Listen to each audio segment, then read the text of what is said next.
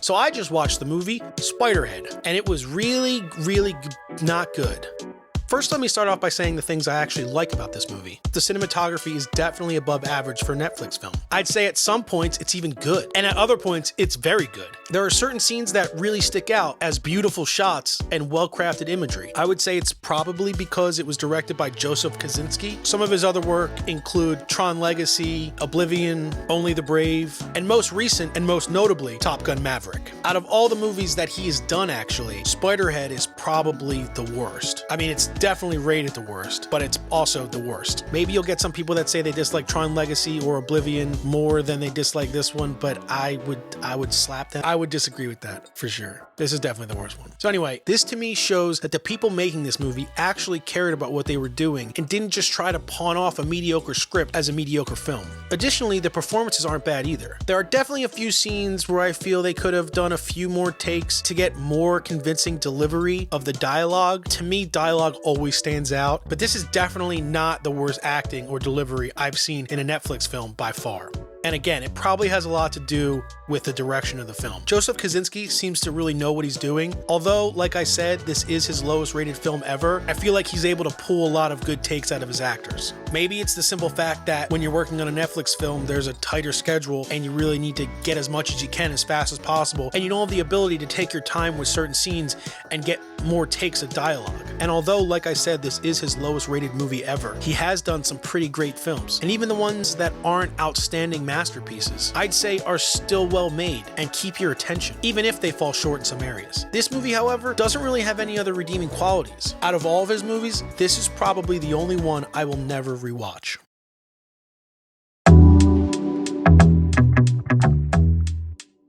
Alright, so from this point on, there are going to be spoilers, so if you really want to watch this amazing film that's not about a spider, jump to this time code and you just do that.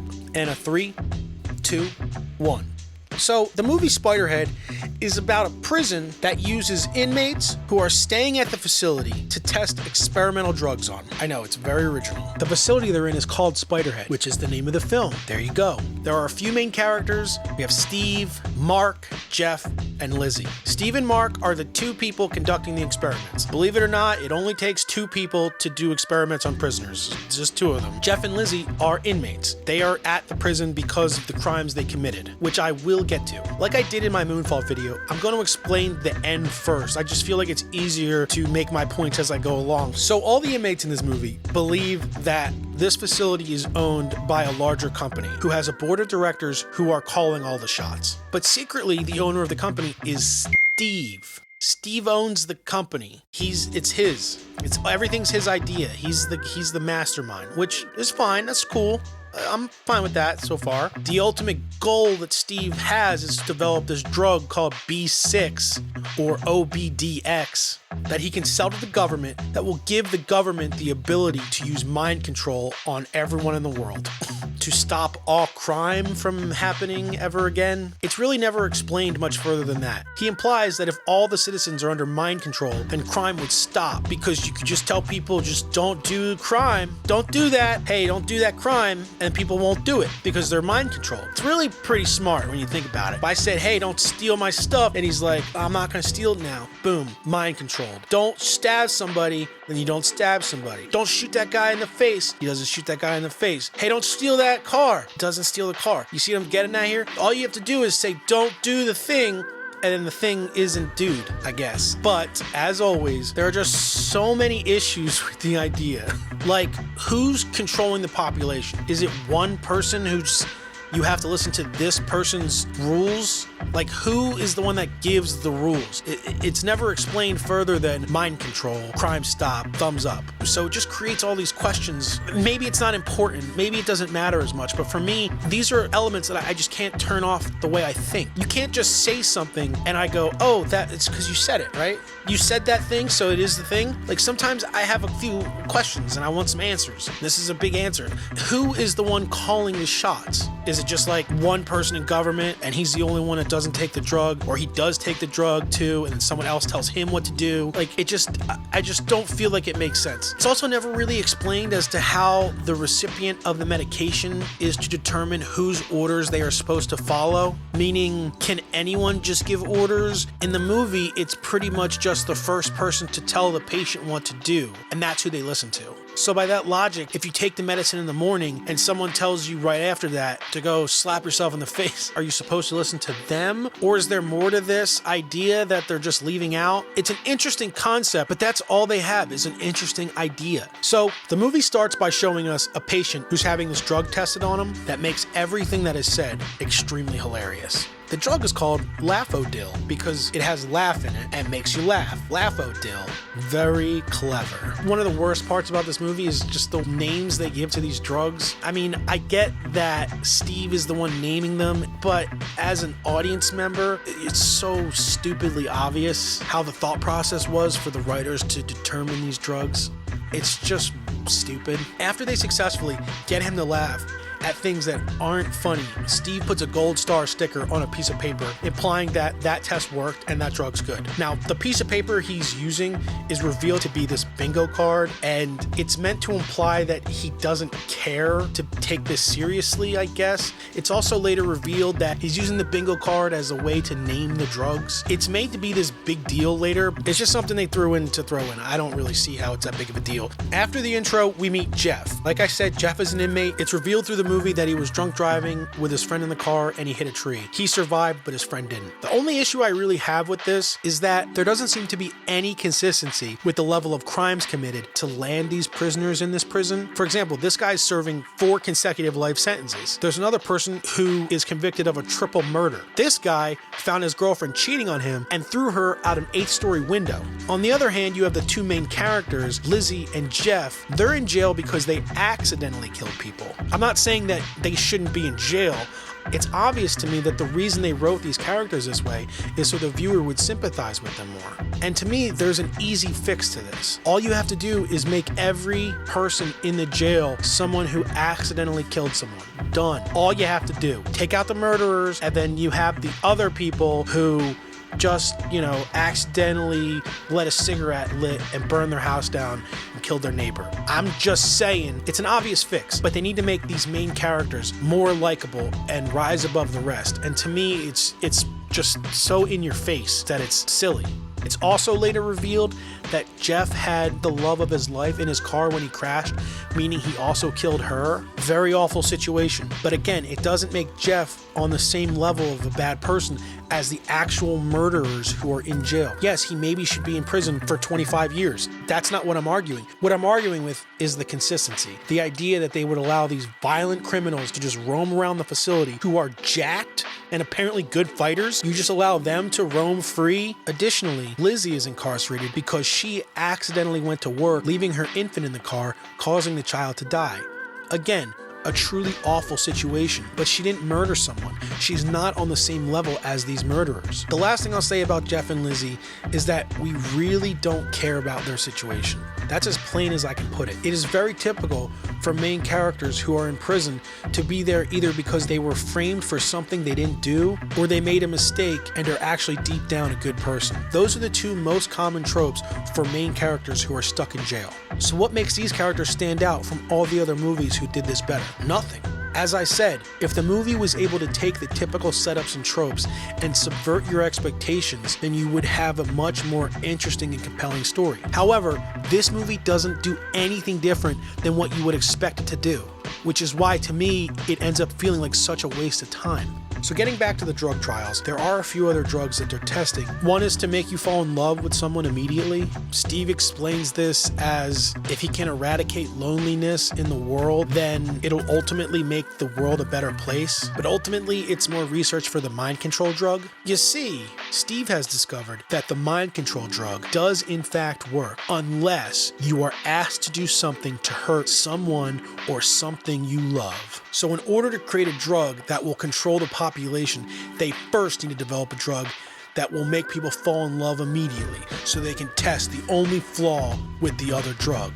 See, it all makes sense. This movie pretends that these drugs are just different types of Advil or painkillers. A drug that makes you laugh, a drug that makes you fall in love, a drug that makes your speech poetic, a drug that makes you afraid of a stapler. It all almost comes off as the movie just wasting time. The idea is to make two people fall in love so you can ask one of them to hurt the other one and see if they do it under the mind control drug, which would prove the mind control drug works completely somehow. So yeah, it makes sense. When it comes to the drug not allowing you to hurt someone you love, I don't really understand why this is an issue. I feel like there should be safety protocols in place that allow you not to hurt people. Isn't the whole point of the drug to stop crime? If anything, making a drug that would make it impossible to hurt someone is only a benefit. I'm not really sure why a drug that is supposed to be used to stop crime needs to be able to make people hurt each other. Having an automatic safety protocol installed in this drug that allows you not to hurt someone you love, or anyone at all for that matter, is probably a good thing. But Steve treats it like, unless he can make this work, the government isn't going to buy it. So something I should probably mention is the way they inject these drugs. It's through an electronic device that appears to be installed on the patient's back, and it's just out of reach, so the individual that it's on can't touch it. The packs are then loaded with the individual drugs as each test requires. Mark is the one who changes everyone's vials, including Steve, who also has one of these packs installed on his back. Now, this is a very important thing to note, because it's never explained as to why it's installed where it is. I can understand why it's installed in this location for the inmates, so they can't touch it or mess with it. But on Steven, I feel like it should have been in a more convenient place so he can change his own vials. If at one point in the movie they had just said, oh, the packs need to be here because it injects into their spinal cords, or it needs to be here because this is the only area that it can get to where it needs to go, then I would understand why it's installed here, but they never talk about that. It's just, this is where it goes. It goes here in the most inconvenient place ever for the guy who invented it. I'm sure this won't be a problem later in the movie. Wink, wink. Another obvious issue with this pack that will definitely not come back up in any way is when Mark says this. Try not to let the girls touch your Moby pack. I know it gets crazy in there, but they're not made for jostling. They can flood. You could lose control. Again, nothing will come of this, guys. You should totally disregard this line right here. It means nothing. Wink, wink. The idea that the pack is so delicate and in a location on their bodies where it could very easily be knocked up against things like, I don't know, a wall, just opens the door for obvious issues that are definitely going to happen. This is not how you subvert expectations. You might hint towards something happening, but then it happens in a completely different way, or that thing happens and something else is caused from it. The movie doesn't do things like this. It just says, oh, I hope this doesn't happen, and then it just happens. It's very lazy storytelling. This is how you cover your bases so that when these things happen later in the movie, you can pretend that, oh, see, we gave the audience the information they needed earlier so that it makes sense now. But that isn't good storytelling. That's just telling a story in the most simple way possible. So Jeff and Lizzie throughout the movie do end up falling in love. It's without any of the drugs. They don't need any of the drugs. They love each other now. At which point Steve tries to capitalize on this and tries to get Jeff to hurt Lizzie with a drug called Darkenflox. If you can't guess, that's the name of the drug because it makes you have dark thoughts. Dark and flocks, dark thoughts. It's pretty genius. So this drug not only makes you have bad thoughts, but it also makes you want to hurt yourself. As all this is happening, the relationship between Steve and Mark starts to deteriorate. It's pretty much out of nowhere. Nothing else happens, but Mark just starts to feel unethical about the experiments they're doing, even though he just works for Steve and doesn't really have any real say in this. For example, a really easy fix for this would be if they both started the company together and one of them was having second thoughts about what they're doing. I can see this dynamic working significantly better, but that's not the relationship here. He literally is just an employee. So you would just fire him if he's not doing his job, or he should just quit if he doesn't like the job anymore. It doesn't feel like Mark is stuck in this situation. It feels like if he doesn't like it, he could just easily get out. Whereas if it was his own company, he would feel obligated to stay with it because he started it. I get that at one point in the movie, one of the patients, while on Darkenflox, stabs herself, which causes her to die. And I understand how that would absolutely be traumatizing. But honestly, it's before this even happens that Mark starts to question what they're doing. It honestly just feels like it comes out of nowhere. There's really nothing that leads up to these feelings. There's also another part where Mark says this line to Steve. Well, just something Jeff said about wanting a drug to forget.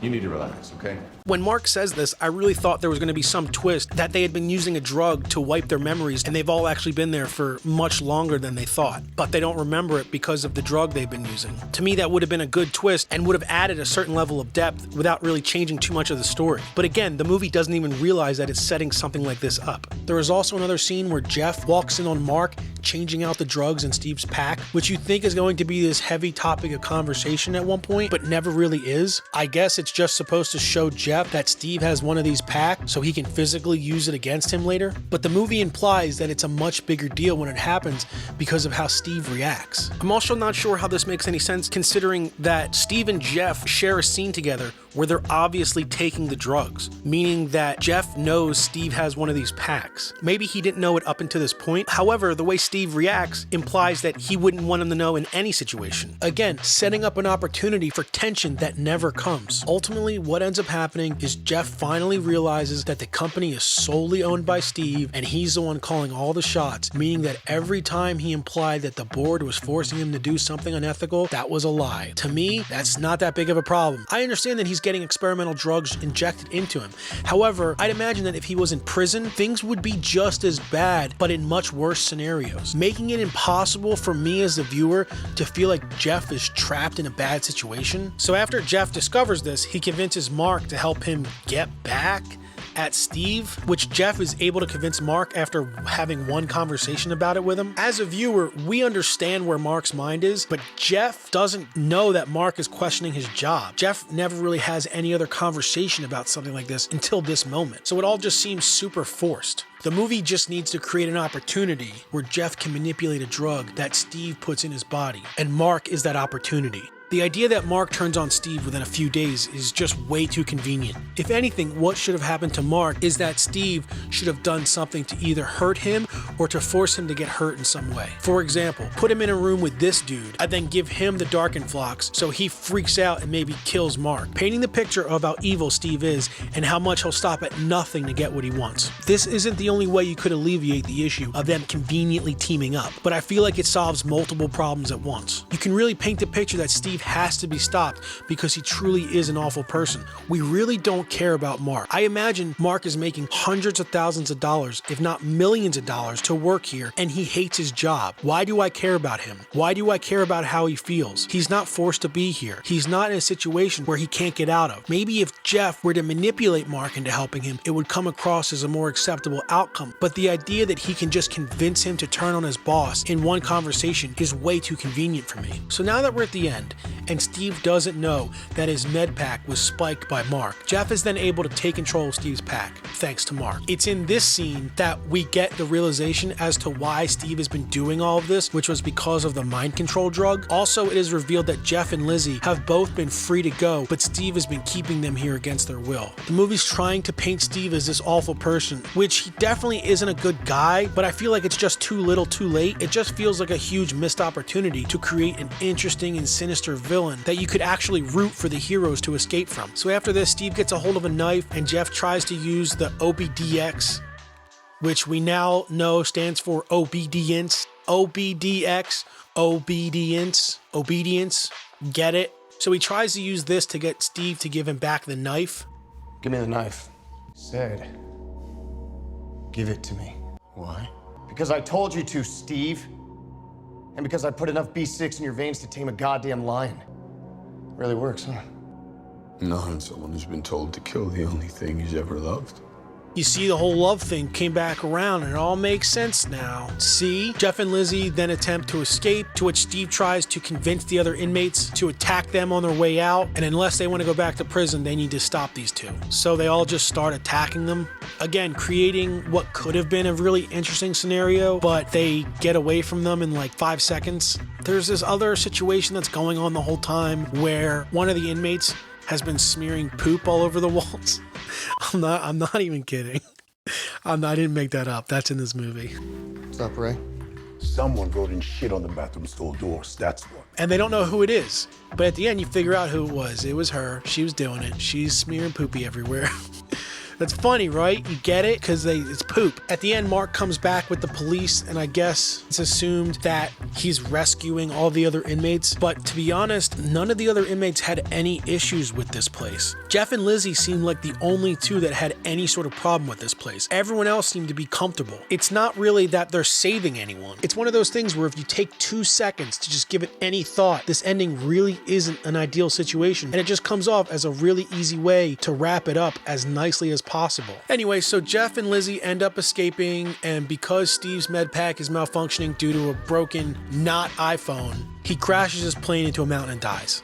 And everything is good. Now they can just go and be safe from the stuff they're running away from. The end. One of the biggest problems with this movie is that it doesn't know what it's trying to be. It's trying to be a dark comedy. It's trying to be a thriller. It really doesn't have a definitive genre. It's so ambiguous, it's hard to categorize the emotions that the viewer is supposed to feel, which doesn't necessarily make it a bad movie by itself, but it also doesn't help categorize some of the emotions you're supposed to feel when watching this movie. It just comes off as a big question mark. There are so many decisions this movie made that were just the obvious choice instead of the more interesting choice.